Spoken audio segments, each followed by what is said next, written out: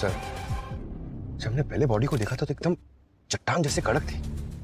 अब देखिए सर, धीरे धीरे इसका रंग रूप बदलता जा रहा है। लगता है बॉडी फ्रोजन थी पंकज, जबरदस्ती कार में बिठाया गया है। 20 साल पहले वेद गायब हुए थे और आज अचानक से ऐसे यूं। वेद आपके क्या लगते थे? इनके पहले पति थे और मेरे कजन। सर, वो वेद जैसे दिख रहे हैं, वो वेद नहीं है। वेद को गए हुए तो 20 साल हो गए हैं। और हाँ, वो जो बॉडी पे टैटू है ना, वो वेद जैसा ही है। वो तो 20 साल पहले लद्दाख में बर्फ में। सर, आई एम श्योर कोई ना हमारे साथ प्रैंक कर रहा है। आप चेक करिए ना। और आजकल तो आपको पता है ना, 3D वाले मॉडल्स कितनी इजीली बन जाते हैं। ये नकली है। सर, बॉडी काफी तेजी से डिकम्पोज हो रही है। इसके पहले कि हमारे यहाँ सिर्फ हड्डियां ही बचे, बॉडी को फटाफट फोरेंसिक लैब भेजने का इंतजाम करो।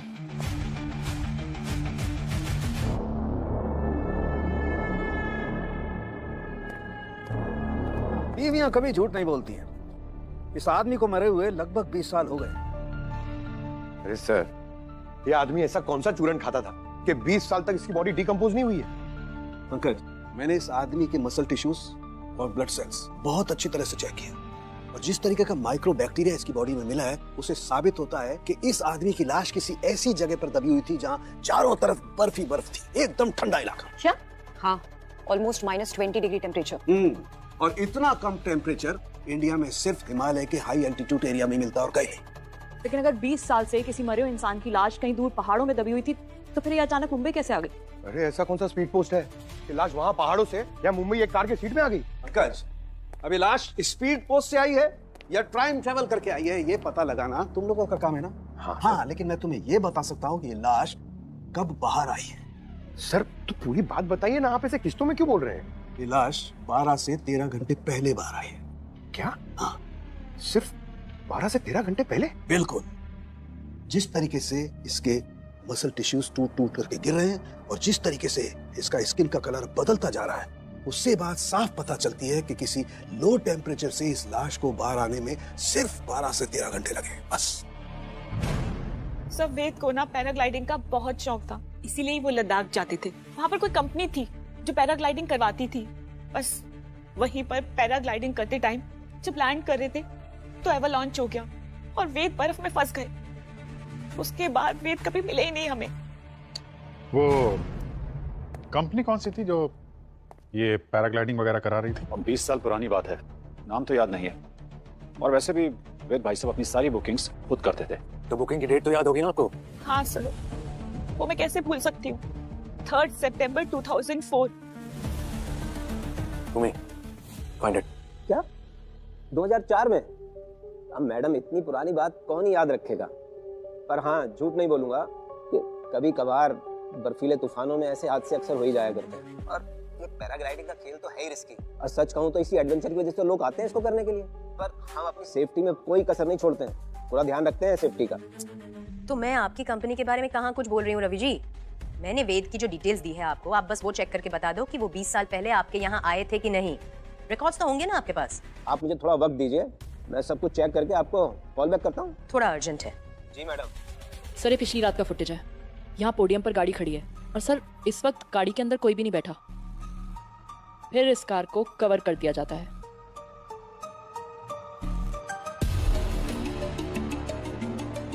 और फिर आज सुबह यहाँ जब इस कार को अनकवर किया जाता है, सर देखिए, वेद की लाश ड्राइवर सीट पर बैठी मिली है।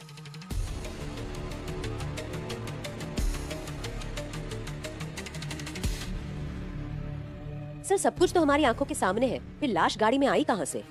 अपने ये सीसीटीवी के साथ किसी ने छेड़खानी तो नहीं की? लगता तो नहीं है सर। हेलो जी मैडम। मैडम, मैंने चेक किया, वो वेद उस दिन आया था हमारे कैंप में। 3 सितंबर को ही आया था 2004 में।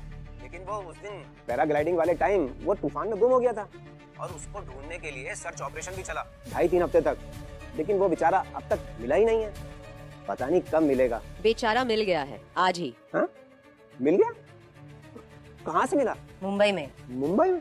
So for now it's confirmed कि 20 साल पहले वेद लद्दाख के एवलांच में कहीं गायब हो गया। फिर 20 साल बाद वो यहाँ मुंबई के शोरूम में कैसे पहुंच गया, वो भी एक लाश बनकर? चलो लेट्स अज्यूम फॉर नाउ कि ये लाश हमसे कुछ कहना चाह रही है, लेकिन ये लाश खुद चलकर तो नहीं आई होगी ना यहाँ पर, किसी ने तो किया होगा। We need to find these answers. So forensic ने कंफर्म किया है कि इस बॉडी को एक्सट्रीम कोल्ड टेम्परेचर से निकले कुछ 12 से 13 घंटे हुए हैं।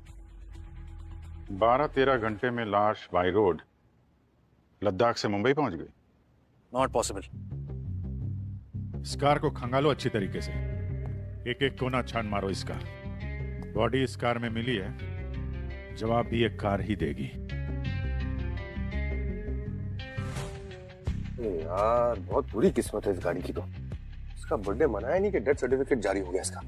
सच में सर, इस कार को तो अब कोई भी नहीं लेगा। ये बहुत हैवी डिस्काउंट पे मिलेगी। ये केस सॉल्व हो जाने दो, फिर शोरूम से आके बात करता हूँ। सर सर, यहाँ से बहुत अजीब स्मेल आ रही है। हाँ सर, कोई केमिकल जैसी स्मेल है। कार तो एकदम ब्रांड न्यू है, तो किसी भी तरह का केमिकल का स्मेल तो नहीं आना चाहिए। हो सकता है बॉडी को टिक्की में रख के छुपाया हो। बर्फ से निकालने के बाद बॉडी को सड़ने से बचाना तो चाहिए ना, तो केमिकल लगा के यहाँ रख दिया होगा। और जिसने डेड बॉडी को यहाँ लाया होगा वो इसी में छुपा होगा। अरे बिल्कुल हो सकता है सर। ये देखिए ना, कम से कम 2 आदमी के लेटने की जगह है। पंकज सब ठीक है ना? ठीक ही है सर।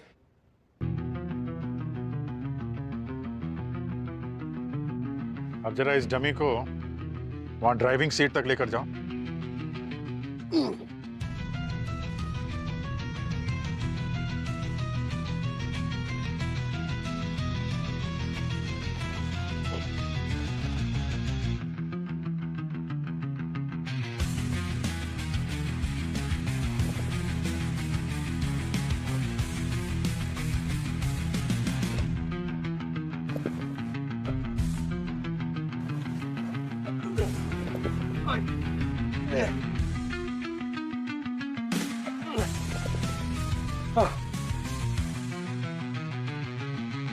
हालत खराब हो गई सर।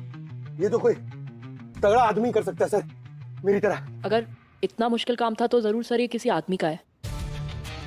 भूमि, जरा तुम भी अपने हाथ आजमाओ। हो जाएगा सर।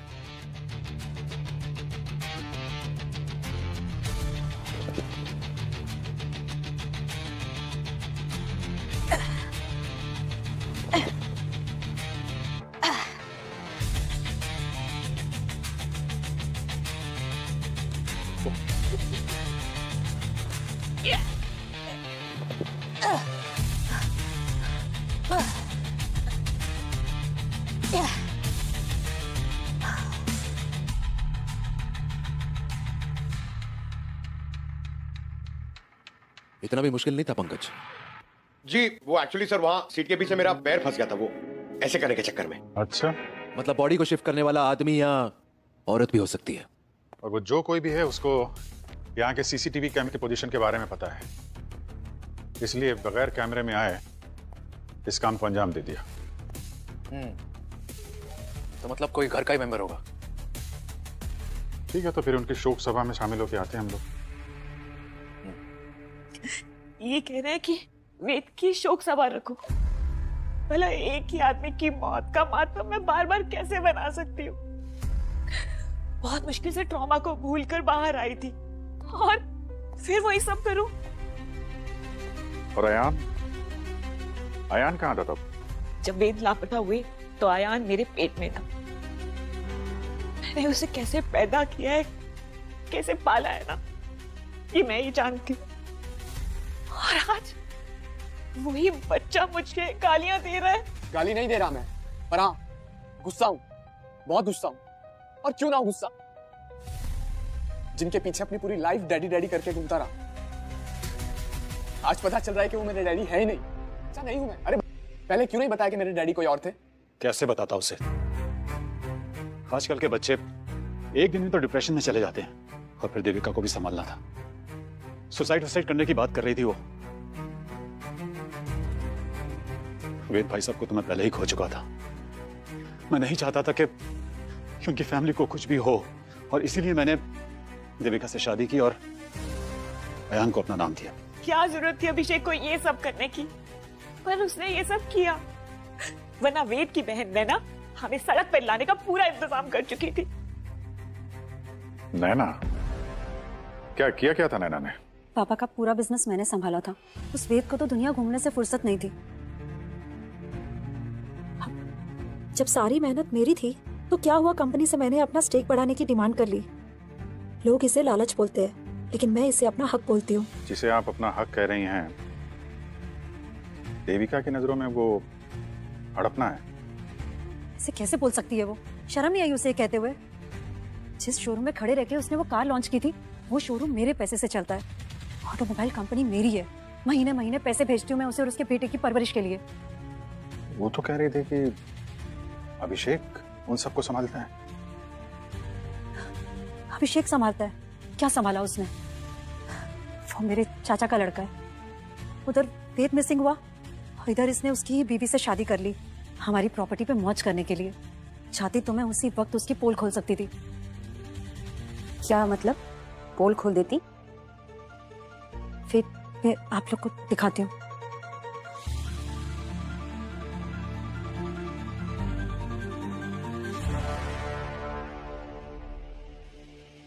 ये देख फिजा, देविका से शादी करने से पहले अभिषेक ने किसी श्वेता नाम की लड़की से भी कोर्ट में शादी की थी।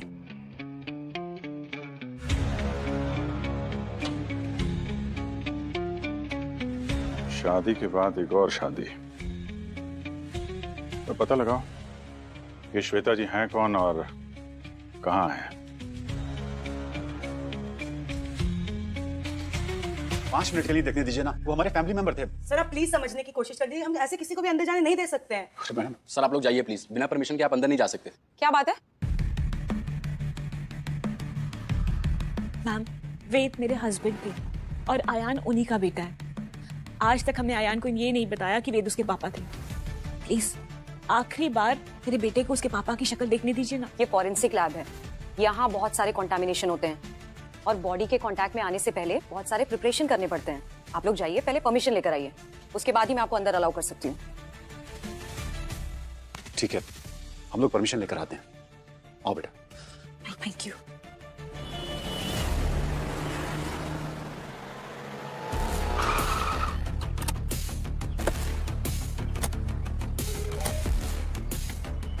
सिक्योरिटी। हाँ जी कहिए। ये जो सामने वाली बिल्डिंग रेनोवेशन पे गई है, सुना है कि उसके काफी सारे ओनर्स इस बिल्डिंग में शिफ्ट हुए हैं। हाँ, वहाँ से तो काफी सारे लोग यहाँ रह रहे हैं। तो उनमें से कोई श्वेता नाम की औरत भी रह रही है क्या? अब मैडम, इतना बड़ा सोसाइटी है, इसमें तो 2500 श्वेता रहती होगी। वो तो ठीक है, लेकिन अच्छा जरा याद करके बताओ कि 40 साल के आसपास की कोई लेडी है क्या? हाँ, एक तो तीसरे मंजिले पे है जो श्वेता नाम की, एक 40 लगभग है वो।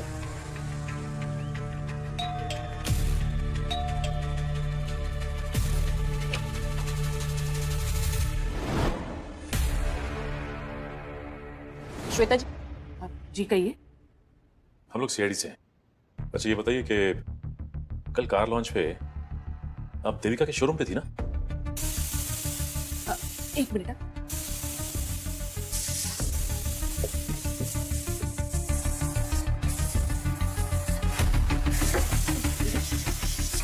लगता है दाल गल गई। आपने हमारी बात का जवाब नहीं दिया।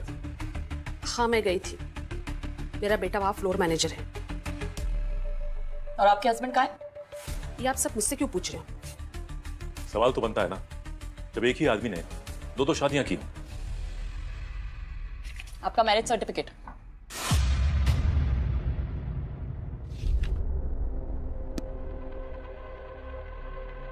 हाँ, अभिषेक ने कोर्ट मैरिज की थी मुझसे और विकी हम दोनों का ही बेटा है। और अभिषेक ने अपनी ही कंपनी में अपने ही बेटे को एक फ्लोर मैनेजर की हैसियत से रखा हुआ है। हाँ, मैंने अभिषेक को काफी बार कहा, लेकिन उसने कहा कि मालिक को भी सारा काम आना चाहिए। जब वो लायक हो जाएगा तब उसे उसका हक दे दिया जाएगा। आपको तो पता ही होगा उसने देविका से शादी की है। मजबूर थे बेचारे, वरना चचेरे भाई की बीवी और बच्चे की जिंदगी बर्बाद हो जाती। अच्छे इंसान है वो, परिवार के लिए प्यार की कुर्बानी दे दी। देविका जानती है कि आप अभिषेक की पत्नी हैं।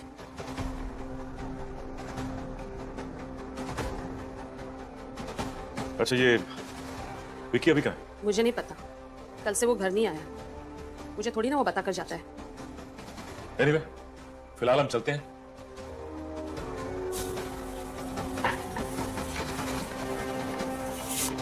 ये अभिषेक बहुत पहुंचा हुआ खिलाड़ी लगता है। वहां अपने बाप होने का फर्ज गिना रहा था हमें, और अपने सगे बेटे को नौकर बना के रखा है। ठीक है, आप बॉडी को देख सकते हैं, लेकिन किसी चीज को छूना नहीं। तैयार के दिखा दो इन्हें। यस अयान बेटा, देख ले अपने पापा को।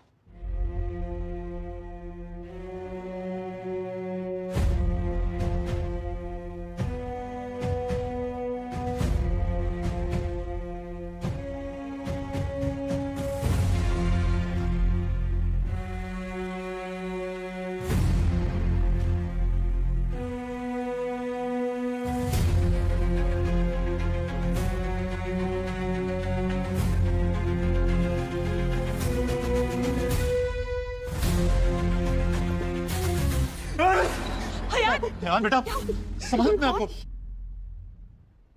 हाथ हाथ कहाँ है sir?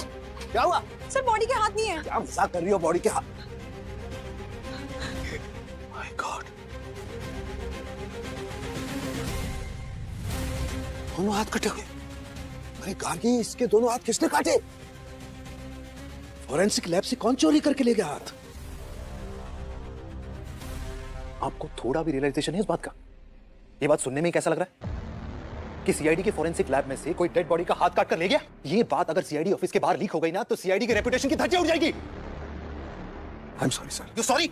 Yes sir, I am really very sorry. मैं जानता हूं हमसे बहुत बड़ी गलती हुई है, लेकिन सर अगर हम इस गलती में एक अपॉर्चुनिटी तलाश कर ले तो। क्या मतलब? मतलब ये सर कि अगर हम ये पता लगा लें कि ये कटे हुए हाथ दरअसल किसके काम आ सकते हैं, तो सर शायद हम इस केस को और ज्यादा जल्दी से सॉल्व कर सकते हैं। I think is right. अब चोरी हो ही गई है तो हमें इसका फायदा उठाना चाहिए। Yes sir. Super, mind blowing. नहीं, गुड गोइंग। Very good. कल स्टाफ के अलावा फॉरेंसिक लैब में और कौन कौन आया था? कोई भी नहीं सर। मैं तो आईडी कार्ड और रजिस्टर में एंट्री के बिना किसी को यहाँ पे झांकने तक नहीं देती। बड़ी बड़ी बातें मत कीजिए, कोई तो आया था यहाँ पे। रजिस्टर दिखाओ। जी sir. Shield and shine company, ये दो लोग कौन है? सर ये तो सैनिटाइजेशन वाले हैं, ये रेगुलर आते रहते हैं यहाँ पे। हाँ सर, वो 2 हफ्ते में एक बार विजिट करते हैं। फॉरेंसिक लैब है तो सैनिटाइजेशन की जरूरत पड़ती रहती है, उनसे टाई अप है सर हमारा। शील्ड एंड शाइन कंपनी, पता लगाओ किन दो लोगों को भेजा था उन लोगों ने यहाँ पे।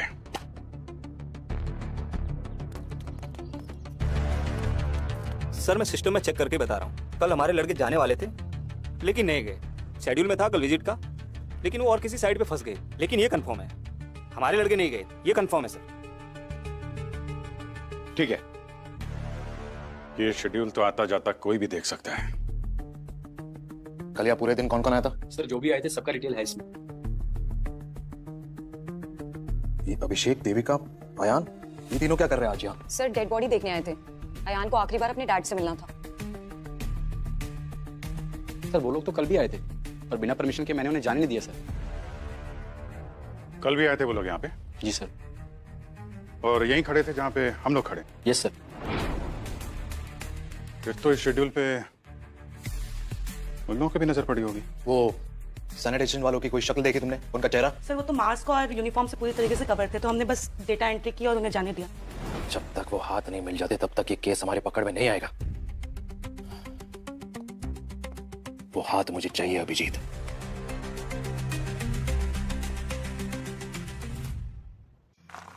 हाँ सर ये तो है, लेकिन ये 3 से 5 का समय ना बड़ा अजीब सा होता है। हाँ, हम लोग सोते हैं, क्रिमिनल जग जाते हैं। ये तो है।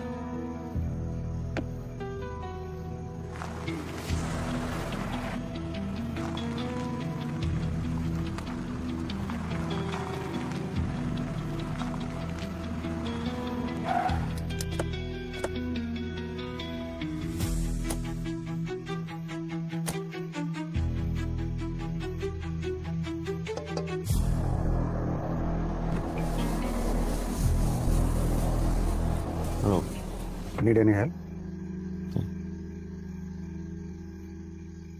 सीआईडी। आप राजन औलख। राजन जी, आप इतनी सुनसान जगह पे इतनी रात को यहाँ क्या कर रहे हैं? अपनी गाड़ी में बैठा हूँ। नहीं मेरा मतलब सॉरी, आप सीआईडी से हैं तो आपको तो बता ही सकता हूँ। क्या नजर कि मैं वो रेडसन को लेके थोड़ी सी मेरी नींद उड़ी हुई थी, तो मैंने सोचा कि थोड़ा गाड़ी में। रेडसन? आप लोगों ने सुना नहीं रेडसन के बारे में? अफ्रीका का सबसे बेशकीमती हीरा यहीं अपने बॉम्बे में म्यूजियम में है। आपको जाना चाहिए, देखना पूरे परिवार के साथ, बहुत अच्छा है। हो जाएंगे हम लोग, बाद में देखेंगे। अभी आप जरा थोड़ा डिक्की खोल दीजिए। Dickey sir? कुछ नहीं है डिक्की में। देख लेते हैं।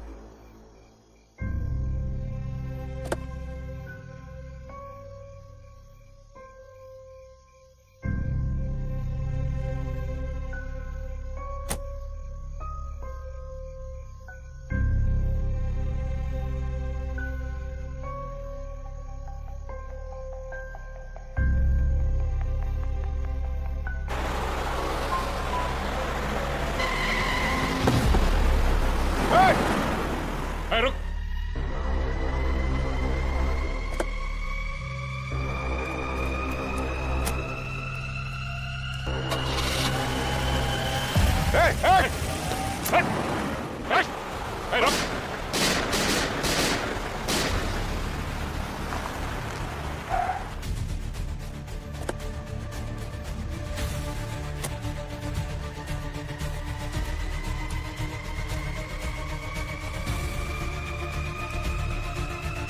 Put your guns down. Easy, easy. हम लोग सीआईडी से हैं। गोली आप लोगों ने चलाई थी? जी हाँ, गोली हम ही ने चलाई। हम लोग पेट्रोलिंग पे थे और यहाँ पे एक आदमी खड़ा था। हमको शक हुआ और उससे टिक्की खोल के दिखाने के लिए कहा, लेकिन मौका मिलते ही भाग गया वो। दिखने में कैसा था? अच्छी हाइट थी, लंबा चौड़ा था, वेल बिल्ड। तो राजन नाम बताया था उसने। राजन? कब से पीछा कर रहा हूं उसका। He's the most wanted jewel thief. वो और उसका partner Rehan Roy red sun को चुराने की फिराक में है। हाँ, कुछ अफ्रीकन रेड सन की बात कर तो रहा था वो। 25 अप्रैल को एक चोरी कर चुका है। अब रेड सन तक पहुंचने से पहले उसे पकड़ना पड़ेगा। किस डायरेक्शन में गया? ओ, इधर ही सीधा गया वो। Okay, thank you officers. All the best.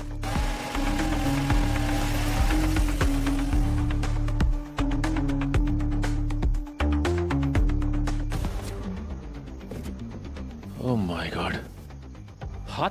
इन हाथ की उंगलियों के पोर के जो स्किन है वो निकाले हुए हैं यार। तब से जिस हाथ को ढूंढ रहे थे कोई यहाँ फेंक के गया। कोई तो है जो हमारी मदद कर रहा है क्रिमिनल को पकड़ने में। ये देखो, ये दोनों कटे हुए हाथों की ये 10 उंगलियां देखो। जहां जहां से फिंगरप्रिंट्स मिल सकता था वहीं से स्किन हटा दी गई है। तो सिर्फ फिंगरप्रिंट्स चुराने के लिए हाथ काटे गए हैं। और ये फिंगरप्रिंट्स किसी पासवर्ड प्रोटेक्टेड प्लेस को खोलने के लिए भी चाहिए होंगे। करेक्ट। कोई डोर, कोई तिजोरी। जिसका मतलब जिसके पास भी ये तिजोरी या डोर है इधर पे, उसी ने हाथ काटा और चुराया है। सर, मैं देविका और अभिषेक के रिकॉर्ड्स जैसे कि बैंक अकाउंट्स, बिल्स वगैरह चेक कर रही थी। उसमें से ये मिला। व्हाट? 1.5 लाख बिजली का बिल? मैंने हिस्ट्री चेक की पिछले कई सालों से। इनके इलेक्ट्रिसिटी बिल्स इसी अमाउंट के आसपास के। हर महीने लाख रुपए से ज्यादा का बिल है। ये देविका, अभिषेक, ये क्या घर में एक फैक्ट्री चला रहे क्या? हर महीने लाखों का बिल, वो भी बिजली का। चल क्या रहा है? इतना एसी क्यों चला रहे हैं ये लोग? मतलब घर में शिमला बनाना है क्या? एक मिनट। क्या बोला तुमने? सर, मैंने तो बोला बस कि घर में शिमला बनाना है क्या? शिमला? लद्दाख भी तो बना सकते हैं।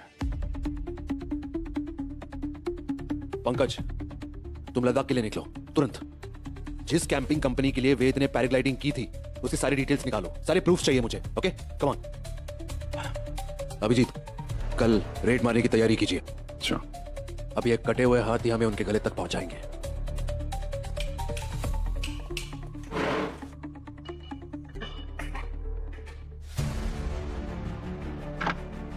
ये आप क्या कर रहे हैं?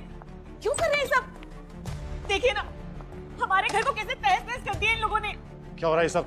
क्या कर रहे हैं आप लोग? रोकिए इसे। आंखों में सुरमा लगा रखा है क्या? दिख नहीं रहा तलाशी चल रही है? तलाशी? किस बात की तलाशी? मिस्टर अभिषेक, ऐसी कौन सी फैक्ट्री लगा रखी है आपने इस घर में कि आपके बिजली का बिल आसमान छू रहा है? वो भी पिछले 20 सालों से। लाखों रुपए का बिल आ रहा है आपका, कर क्या रहे हैं यहाँ पे? लाखों रुपए का बिल आ रहा है तो उसमें क्या हो गया? क्या हो गया अभी पता चल जाएगा। अच्छे से तलाशी लो, अगर दीवार तोड़नी पड़े ना वो भी तोड़ो। पर आप उन लोगों का घर क्यों नहीं तोड़े जिन्होंने हमारा घर तोड़ा है? नैना जी का घर भी नहीं बचेगा सीआईडी के प्रकोप से। अभी आप चलिए, पीछे हटिए, कोने में खड़े हो जाइए।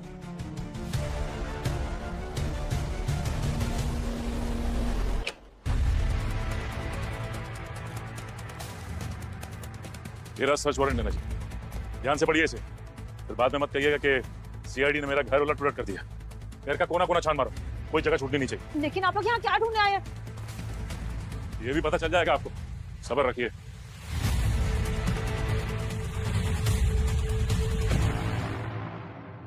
सर मैंने तो मैडम को फोन पर सब बता दिया था, कैसे वो वेद बर्फीले तूफान में गुम हो गया था। मेरे पास कुछ न्यूज़पेपर कटिंग्स भी है उस दिन की। ये देखिए, जिस दिन एक्सीडेंट हुआ। ये सब ठीक है। आप लोग यहाँ पे ग्रुप की फोटोज लेते हैं ना कैंप में? हाँ सर लेते। तो वेद की 3 सितंबर 2004 की ग्रुप फोटो दिखाइए। सर अब इतना पुराना, 20 साल पुराना कहाँ से मिलेगा सर? है सर, पुराने एल्बम में मिल जाएगी। चुप कर, मुझे कुछ पता भी है सर, इसे कुछ नहीं पता। 1 मिनट, फोटो लेके आओ। जी सर, ये रही सर। इसमें वेद कौन है बताओ? ये बेवकूफ बना रहा है। वेद कैसे दिखता है मैं जानता हूँ। सही सही बता क्या चक्कर है, वरना तुझे यहीं पर ठोक दूंगा। नहीं सर, मैं सब सच बताता हूँ।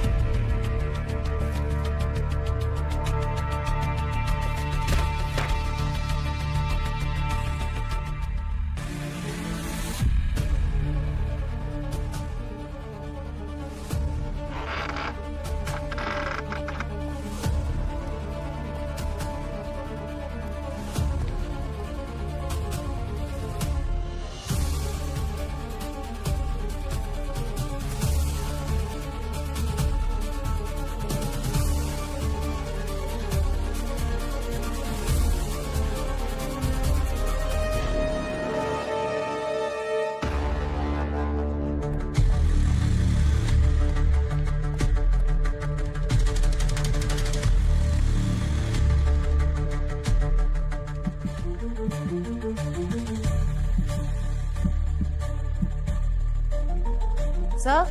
हाँ भूमि।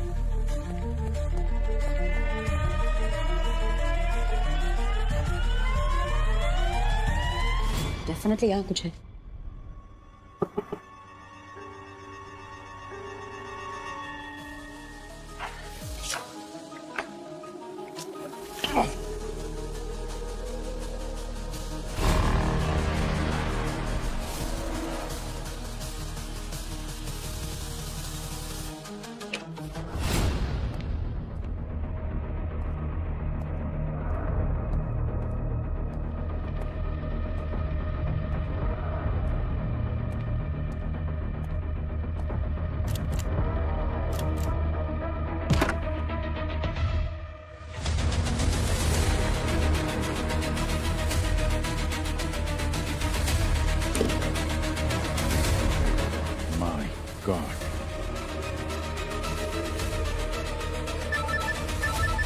हाँ पंकज। सर यहाँ वेद की सारी एंट्रीज फर्जी है। यहाँ पर वो कभी पैराग्लाइडिंग करने आया ही नहीं था। आता भी कैसे? 20 साल से तो ये यहाँ फ्रीजर में जो पड़ा हुआ है, देविका के बेसमेंट में।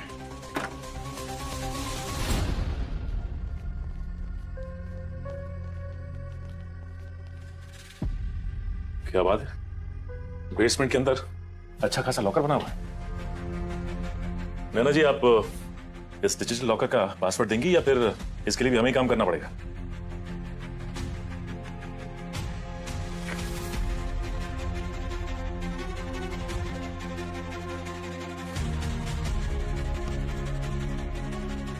ये होगी कटे हुए हाथ के फिंगर्स की स्किन।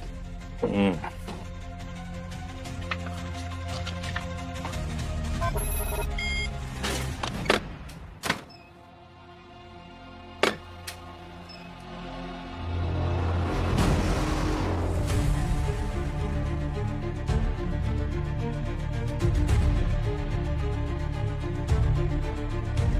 सारा सोना? इतना सोना कहाँ से है इनके पास? ये तो नैना जी बताएंगी ब्यूरो चलकर। वैसे भी इनकी फैमिली का गेट टुगेदर जो रखा है वहां पे। लेकिन इतना सारा सोना आया कहाँ से आपके पास? पापा अपनी सारी ब्लैक मनी को गोल्ड में कन्वर्ट करके वेद के नाम छोड़ गए थे। वेद के गायब होने के बाद मैंने बहुत कोशिश करी और डिजिटल सेफ को खोलने की, लेकिन वो सिर्फ वेद के फिंगरप्रिंट से ही खुल सकती थी। और जब उस दिन वेद की लाश को शोरूम में देखा तो मुझे मौका नजर आया। हाथ काटने किसको भेजा था? सैनिटाइजर कंपनी के वर्कर को। ऐसे कैसे? हमने तो उनसे पूछा था, उन्होंने तो साफ मना कर दिया था। झूठ बोला उन्होंने। मैं उस कंपनी में 80% की शेयर होल्डर हूँ, बेसिकली ओनर। वो मेरी बात टाल ही नहीं सकते। पैसे की लालच आदमी को कितना गिरा देती है। रिश्ते नातों की कोई अहमियत नहीं है तुम्हारे लिए। और आप दोनों को तो इनकी तरह सोना भी नहीं मिलने वाला था, ना पैसा। तो वेद को मारने की वजह? प्यार जो मुझे चाहिए था। वेद से मेरी शादी तो हो गई थी, तो मुझे प्यार नहीं मिला था। शादी के 1 साल बाद मेरी मुलाकात अभिषेक से हुई। मुझे ऐसा लगा शायद मुझे यही चाहिए। यार तो मुझे भी हो गया था देविका से, लेकिन एक बात की सिक्योरिटी थी कि अगर मैं देविका से शादी कर लेता हूं तो जो भी दौलत इसे मिलने वाली है मैं भी उसका मालिक बन जाऊंगा। लेकिन तभी वेद भाई साहब को हमारे प्यार के बारे में पता लग गया और इसीलिए उन्हें रास्ते से हटाना बहुत जरूरी हो गया था।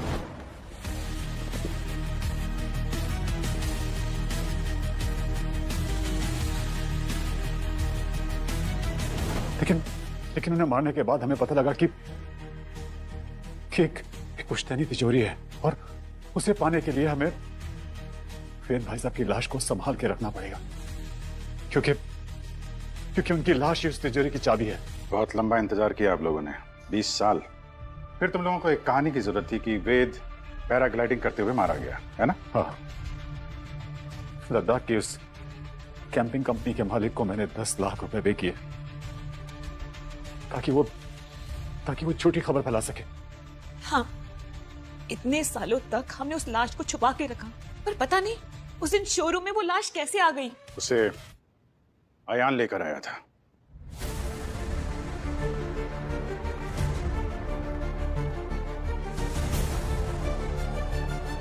हाँ, मैंने निकाली थी पापा की लाश वहां से। एक दिन मुझे मेरे ही घर में छिपा हुआ एक बेसमेंट मिला।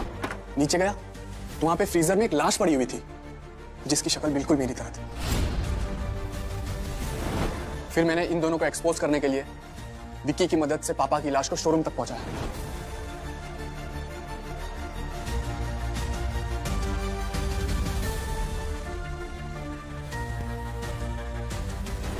तुमने जो किया वो ठीक किया यान, लेकिन तरीका गलत था।